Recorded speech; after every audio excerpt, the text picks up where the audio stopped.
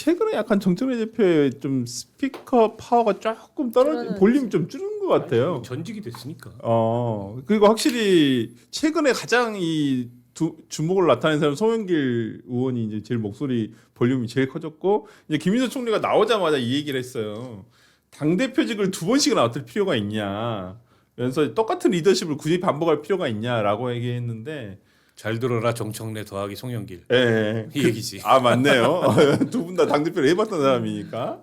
근데 친천계라고 본인은 분리우기를 싫어하지만 친천계로 분류가 되고 있는 최민희 의원은 김민석 전 총리에게 이런 직격을 했습니다. 굳이 총리하다 나와서 굳이 당대표 할 필요 있겠느냐라고 SNS에 저격을 했단 말이에요. 이런 내용. 그러니까 전총리 대표는 이제 그 대통령, 전직 대통령, 그러니까 전현 대통령의 어떤 오찬 해동을 두고 이제 당내 갈등을 키워온 세력에게 일침이 되었을 것이다라고 말씀을 하셨어요. SNS에 올렸는데 너무 자기 주관적인 해석 아니신가? 아니 그러니까 이제 정청래 대표가 좀 몰려 있죠 여러 가지로. 그렇죠. 네. 특히 이제 지방선거에서 예를 들어서 서울도 이기고 재보궐선거에서 그런 결과가 안 났다면 아마 연임끼리 훨씬 더 순탄했을 거예요. 거의 다 연임. 근데 여기 이제 제동이 딱 걸리고 나니까 이제 그때부터 조금 몰리고 있는 게 맞고 전북도 넘어갈 뻔하다가 간신히 지금 그 이원택 지사가 된 거 아니에요. 전북까지 넘어갔으면은 아마 출마도 못했을 거예요. 그렇다 보니까 이제 본인이 몰려 있다 보니까 최근에 조금 말발도 떨어지고 그다음에 이렇다 할 본인 연임의 명분 이런 것도 설득력 있게 제시를 못해요. 근데 상대는 그걸 공격하는 거고 겨우 연임의 명분이라고 내놓은 게 민주당의 DNA 아니에요. 김대중, 노무현, 그다음에 문재인 뭐 이렇게 이어지는. 그러니까 김민석 당신은 한때 뭐 집 나갔다가 가출했다 돌아온 사람이잖아. 이 얘기를 한 건데 그거를 김민석 총리가 반박한 게 아니고 송영길 대표가 강하게 반박을 했어요. 뭐 장례식장 얘기도 했고 물론 사과는 했지만 적통 아니다. 실제 적통 아니에요. 그러니까 당내에 있는 친노 친문들은 아무도 정청래를 적통이라고 생각하지 않습니다. 그리고 정청래가 그 얘기 하는 것도 좀 면구스러운 얘기죠. 그렇죠. 본인이 적통이 아니었는데 그러니까 본인은 적통이라고 얘기한 적 없다 그러잖아요.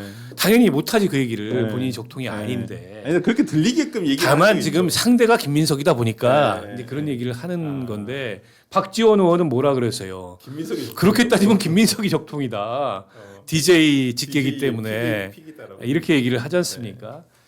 근데 이제 저는 여전히 정청래 대표가 본인이 왜 다시 당대표가 돼서 이재명 정부의 국정 운영을 뒷받침해 줘야 되는지에 대해서 설득력 있게 제시를 못하고 있다. 그리고 지난 1년 동안에 눈에 보이게 보이지 않게 그게 의도였는지 아니었는지 모르겠지만은 이제 대통령 일정이나 대통령 메시지하고 상충하는 모습이 굉장히 많았어요. 특히 대통령이 해외만 나가면 국내에서 뭘 일으켜. 그래가지고 해외 순방의 성과를 덮고 뭐였습니까? 몇 가지 있었잖아요. 뭐 이제 1인 1표제 막 통과시키고 그것도 하고 뭐 공수처 아니 뭐지 이제 특검법 같은 것도 뭐 진행을 해버리고 합당이 클라이맥스. 그것 때문에 그렇죠. 이제 막 불그락불그락 한 거 아니에요. 당내 친명들이 그 신뢰를 잃었고 근데 이 상황에서도 본인이 더 잘 국정 운영을 뒷받침할 수 있다는 얘기가 별로 설득력 있게 안 들려요. 그리고 김민석 총리는 아직 뭘 내놓은 게 없어요. 그냥 뭐 내가 총리였고 내가 이 정부 대통령이 임명한 2인자였으니까 아무래도 내가 잘하지 않겠어라는 것밖에 없는데 뭘 보여줘야죠. 그러니까요. 근데 한번 그래서 이 정청래 대표가 또 호남을 찾았습니다. 전북에 이원택 전북지사 취임식을 찾았습니다. 굉장히 노골적으로 보이는데 정 전 대표가 최근에 뭐 김민석 총리도 마찬가지입니다만은 호남에 굉장히 자주 왔다 갔다 하면서 당 지지층을 결집하기 위해서 나서고 있는데 그 여론조사 결과가 있어요. 한번 이거 조원 CNI가 스트레이트 뉴스 의뢰로 지난 6월 27일부터 29일간 여론조사한 내용인데 정청래 대표가 전체 조사만 먼저 말씀드리면 정청래 대표가 27.9%, 그다음에 김민석 후보가 23.3%고 송영길 후보가 11%인데 이게 민주당 지지층이나 무당층으로 한정을 하면 정청래 전 대표가 29.5%, 그다음에 김민석 전 총리가 36.3%. 이게 왜냐하면요. 지금 우리 서랭크께서 말씀을 하셨던 대로 날짜를 보면 27에서 29일이에요. 29일이 무슨 날입니까? 그리고 원래 그 며칠 전부터 한 5, 6일 전부터 꿈틀꿈틀 났던 게 호남 반도체 클러스터 이야기. 그렇죠. 자, 이 이야기가 나오니까 네. 호남에서 이른바 명석의 김민석이 36.3이 돼버리는 거예요. 네. 송영기라고 합하면은 50%가 넘어요. 그죠? 50% 넘죠? 네. 넘죠. 네. 이게 뭐냐면 호남이 뒤집어진 거예요. 그 전에는 정청래였어요. 네. 근데 왜 뒤집어졌느냐? 그리고 이게 뒤집어지면서 저 정도가 되면 당원들도 영향을 받습니다. 네. 그러니까 이 조사가 굉장히 흥미로운 게 뭐냐면 결국 이번 전당대회를 이기기 위해서는 세 개를 잡는 거예요. 네. 물적통이나 이런 논란도 다 여기 있으면 세 개가 뭐냐? 노무현. 그 다음에 뭡니까? 호남. 그 다음에 뭡니까? 검찰이에요. 네. 그런데 정의님도 잘 아시다시피 김민석이 어떻게 해버렸습니까? 보안 수사권 검찰이 굉장히 이게 차별화되는 거였는데 네. 보안 수사권 저도 폐지입니다. 한술 더 떴죠. 지난 5월달에 나는 폐지한다고 이야기했는데 답이 없더라. 네. 이래버리니까 완전한 거의 100% 가까운 물타기가 돼버렸어요. 네. 달라질 게 없어. 그러면 이제 호남이 문제였잖아요. 네. 공을 많이 들였던 네. 정청래기 때문에 이 호남을 누가 뒤집어 놔버렸어요. 대통령이 직접 네. 호남 반도체 클러스터. 그다음에 마지막에 노무현입니다. 이 노무현을 누가 이제 이 정청래 대표가 한번 나는 노무현 키즈입니다 그랬잖아요. 네. 이걸 누가 완전히 뒤집어 놔버렸습니다. 송영길이죠. 그래서 보시면 문재인 대통령은 이재명 대통령이 마크, 유시민은 송영길이 마크, 김어준은 이동영이 마크. 그러다 보니까 이동영 한강 세똥 대주길의 똥입니다. 네. 다음 주 월요일부터 그러니까. 우리 YTN. 엘레강스 정호김 의원님이 출연하시는 YTN 라디오의 진행을 맡아요. 네, 알고 있습니다. 이게 뭐냐? 지금 임시 진행도 하셨잖아요, 우리 배치도. 그런 이야기는 좀 자주 해주시고요. 네. 그런데 이제 그런 상황이 되다 보니까 이른바 마크맨이 떴어요. 네. 그러다 보니까 이른바 그 기세 줬던 김어준, 네. 털의 김어준도 지금 럭구르드릉 드루망 네. 이렇게 지금 가 있는 상태거든요. 아니 근데 그건 좀 신기하긴 하죠. 네. 네, 여기서 네. 방송하다가 네. 프랑스 식당, 프랑스 아니 가서 굉장히 한국 뭐 올해 식당. 저렇게 지금 화면 보시면 나오는데 오래 전부터 준비를 했다고 해요. 아니 시작은 시작은. 예. 근데 저게 조선 스테이크예요. 저 위에 스테이크가 조선 스테이크. 예. 저 빨간 건 뭐예요? 김치 같아요. 김치를 약간 무채. 예. 아 비빔밥. 생채 비빔밥이래. 생채 비빔밥. 예, 저기서 기자가 가서 조선 여기 특파원인가요? 하여튼 뭐 기자가 가서 취재를 했는데 인터뷰는 거부했다고 하시더라고요. 그래서 나쁘게 사진- 쓴다고. 나쁘게 쓸 아, 거라고. 욕할 거라고. 욕할 거면서 뭐 하려 인터뷰할 거냐. 그러면서 인터뷰는 거절을 했는데 경호원도 있대요. 김어준 씨 개인 경호원이 있나 봐요 옆에. 그래서 경호원 때문에 끝내 이렇게 아니, 인터뷰까지는 안 그 됐다고 대한민국 민주당 지지자들의 정신적인 네. 그래서 심지어는 충정로 대통령이라는 네. 소리를 듣던 인물인데 뜻밖이긴 하네요. 네. 아니 모르겠어요. 이제 저게 어떻게 운영되는 건지 모르겠는데 프로젝트 형식인지 아니면 계속 저 얘기가 오래 나왔어요. 아, 아, 그래요? 그래요? 오래전부터. 원래 요리에 관심이 있어요? 아니 그건 모르겠고. 그건 아닌데 프랑스에 뭐 그 식당을 차릴 거다라는 얘기가 오래전부터 프랑스? 나왔죠. 예. 왜 그 많은 나라 중에 아니 본인이 그 유럽 여행할 때 되게 좋았다라고 기억을 하고 있고 저기서 식자재를 많이 수입을 해서 많이 팔았어요. 딴지몰이나 이런 데서도 버터나 이런 것들. 저도 예전에 봤던 것 같은데.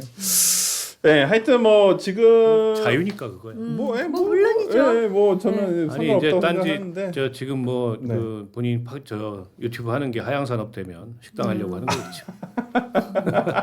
아 근데 아니 어느 날 김어준 씨는 어느 날 갑자기 딱 털고서 네. 그 이직할 수도 있어요. 그래도 지금 그 많은 구독자와 아니 그 업체는 남겠지. 본인이 터는 거지. 업체를 정리해야 근데 돼. 김원준 씨가 진행을 안 하면 저만큼의 어떤 그렇죠. 계속 영구적인 어떤 저기 그 가져가기는 되게 어려울 것 같은데. 김어준이 큰절하라니까 하는 거지. 예, 예, 그렇죠. 나와가지고. 뭐 정준 씨가 큰절하라고 한다고 민주당 후보자들이 큰절은 안 할 것 같은데. 제가 봤을 때는 하여튼 뭐 모르겠습니다. 하여튼 뭐 이런 부분에 대해서 얘기가 되고 근데 실제 제가 저 민주당에 계신 분들이랑 이렇게 얘기를 해보면 이 여론조사가 정확하지 않다라는 거예요. 그러니까 솔직히 민주당 지지층이라고 하는 분들이 당원들이 아니기 때문에 특히나 그렇지. 당원은 집중돼 있잖아요. 지역별로 따지면 굳이 대구 경북에서는 별로 없으시고 그다음에 전남 광주나 이쪽에서는 엄청 많으시고 그다음에 서울도 많으시고 그래서 이게 지역별 편중차가 이게 다 고려가 되는지는 모르겠는데 실제 그 민주당 내부에서 느끼는 것은 여론조사 결과로만큼의 차이는 아니라고 보더라고요. 굉장히 팽팽하게 붙어 있다 지금. 그리고 정청래가 일방적으로 밀리는 상황은 아니다. 이렇게 얘기를 하더라고요. 아니 그렇죠. 지난 작년 전당대회 양상을 보면 압도했잖아요 권리당원에서. 그렇죠. 근데 지금 나오는 여론조사는 민주당 당원이 거기에 뭐 샘플이 얼마나 포함됐겠어요. 그것만 봐서는 알 수가 없고. 네. 그리고 물론 이제 작년 같지는 않을 거예요. 네, 어쨌든 지난 1년간의 평가도 있고 또 이제 대통령이 뭘 원하느냐 이것도 이제 당원이나 지지자들은 네. 신경을 쓰는 부분이기 때문에 네. 정청래 대표가 확실히 좀 어려운 선거를 치르고 있는 건 맞는데 그렇다고 원사이드하게 김민석으로 갈 거냐 그건 아니에요. 구운 것 같더라고요. 보니까 내부 아니 거기도 다 견적 내보고 네. 할만하니까 하는 거지. 네. 완전 그분도 이제 이 뭐 소위 말하는 빠꼼인데 그러니까 되지도 않을 걸 하겠어요. 근데 이런 상황에서 과연 호남인들이 네. 어떠한 전략적 선택을 할지 참 궁금하긴 하네요. 아무래도 이제 정권 초기다 보니까 대통령 쪽에 더 힘을 실어주지 않을까요? 생각들이. 대통령이 지면 이상한 거예요.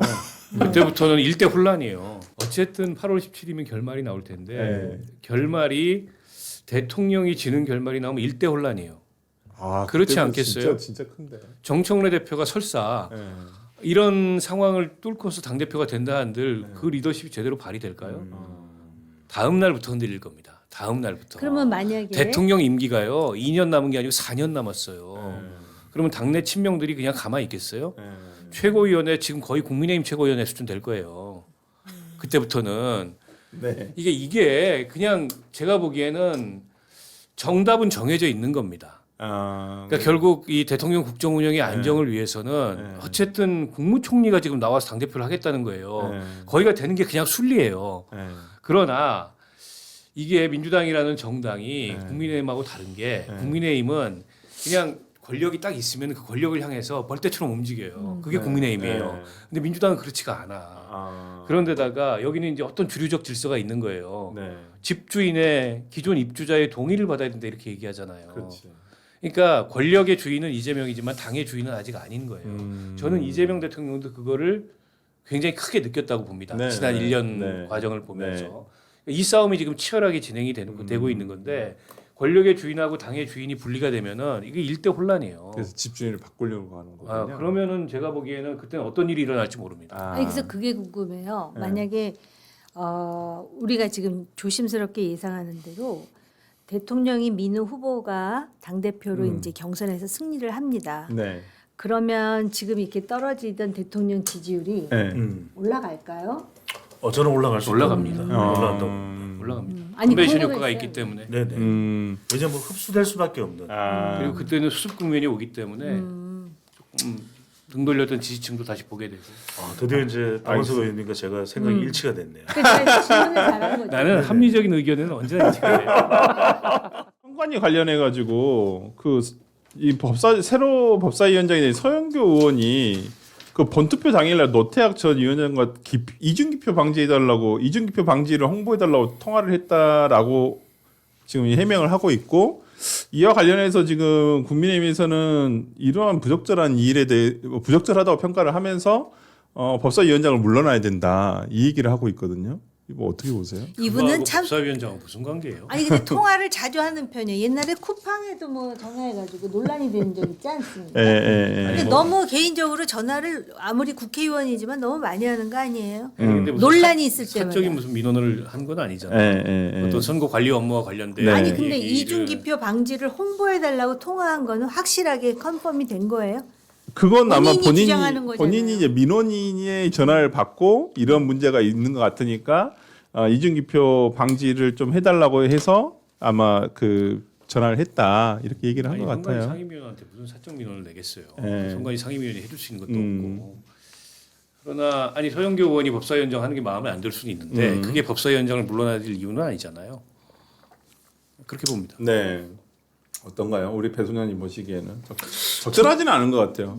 뭐 이게 선거 날 굳이 이렇게 전화로 할 필요가 있었었나? 그러니까 공식적으로 했으면 되지 않을까? 그걸 그리고 지역 선관위 실무자한테 얘기를 해야지 그걸 선관위 아니 상임위원한테 얘기를 그러니까 합니까? 자기가 국회의원이라는 그 그러니까. 지위로 물론 이거는 사적인 이슈가 아니라 하더라도 네. 이렇게 지금 드러나고 있는 것으로 봐서는 아니 그리고 다른 의원들보다 상대적으로 지금 많이 그 개인 통화를 하거나 네. 또 개인적으로 뭐 그런 게 많이 우리가 그 보도를 통해서 접하다 보니까 네. 투표날 뭐 그 꼭 선관위원장하고 이렇게 통화를 해야 되는 건가? 예를 들어서 이중 기표가 일어났던 지역이 있을 거 아닙니까? 네, 그러니까. 네. 자기 지역이었겠네요. 그러니까 지역 선관위 전화했으면 될 일을 굳이 아니 선관위 위원장한테 전화를 했다는 거예요. 그래서 저는 한마디만 말씀드리면 결국 결과적으로는 우리가 지금 선관위도 그렇고 무슨 뭐 부실 선관위, 부정 선관위 그런 혼란이 사실은 정치권에서 비롯됐잖아요. 네. 이런 거예요. 자꾸만 의심 살만한, 네. 오해 살만한 네. 또는